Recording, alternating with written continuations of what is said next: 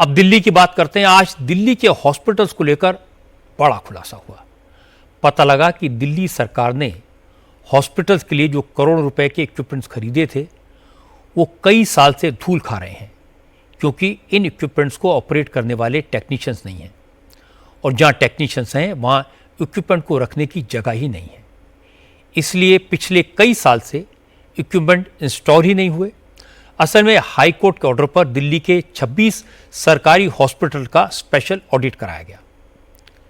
उसी ऑडिट में ये चौंकाने वाले खुलासे हुए।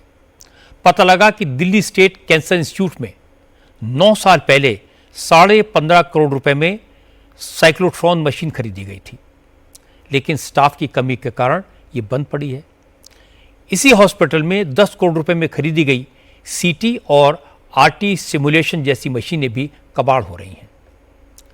जर्मनी से खरीदी गई टिश्यू स्लाइसिंग मशीन 9 साल से पैक पड़ी है। उसे इंस्टॉल करने के लिए हॉस्पिटल में जगह ही नहीं मिली।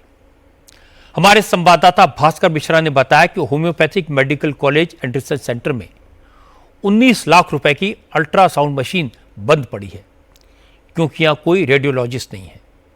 दीनदयाल उपाध्याय हॉस्पिटल में आई बैंक शुरू करने के लिए 2019 में 22 लाख रुपए के 2 मॉडर्न इक्विपमेंट खरीदे गए थे, लेकिन ये आज तक चालू नहीं हो पाए।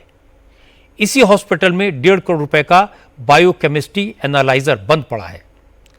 इसी तरह दूसरे हॉस्पिटल्स में ऑक्सीजन टैंक, वेंटिलेटर और ऑक्सीजन कॉन्सेंट्रेटर बेकार पड़े हैं। जब इन सारी बातों के बारे में दिल्ली के हेल्थ मिनिस्टर पंकज सिंह से सवाल पूछा गया तो उन्होंने कहा कि केजरीवाल की सरकार के वक्त से ये सारे इक्विपमेंट खरीदे गए, लेकिन न ऑपरेटर्स की भर्ती की गई, न इन इक्विपमेंट्स के रख रखाव का इंतजाम किया गया। इसीलिए ऐसे हालात बने। पंकज सिंह ने कहा कि अब बीजेपी की सरकार इनको सुधारने की कोशिश कर रही है। पिछली सरकार ने स्वास्थ्य विभाग के साथ मजाक किया। सामान खरीदे गए जिसका इस्तेमाल नहीं किया गया, उनके पास स्टाफ नहीं था, तब भी वो सामान बाहर से खरीदे गए, जिसको इन्होंने डंप स्टोर के रूम में कर दिया। हमने जो यूज उसमें सामान हो सकते थे, इसमें ओटी मशीन्स हैं, वेंटिलेटर्स हैं, जो बेडेड हैं, हमने उस बेड को इस्तेमाल किया जो यूज कर सकते थे।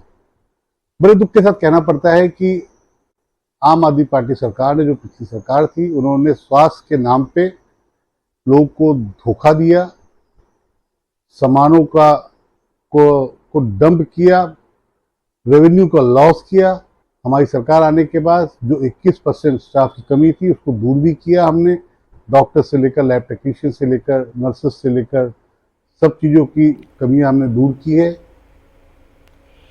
केजरीवाल की सरकार में सौरभ भारद्वाज दिल्ली के हेल्थ मिनिस्टर थे, इसलिए सौरभ भारद्वाज ने जवाब दिया। उन्होंने कहा कि दिल्ली सरकार उनके खिलाफ केस दर्ज करके दिखाए, कोर्ट में सारी सच्चाई सामने आ जाएगी। मैं रेखा गुप्ता सरकार से निवेदन कर रहा हूं। मैं हेल्थ मिनिस्टर रहा हूं।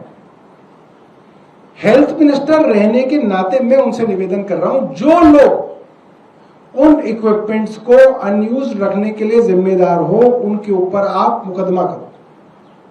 उनके ऊपर आप सीबीआई का मुकदमा करो, एसीबी का मुकदमा करो, उनको फांसी पर लटकाओ लाल किले पे। इनकी औकात नहीं है, रेखा गुप्ता की औकात नहीं है कि उनके ऊपर ये इशारा भी कर सके। क्यों?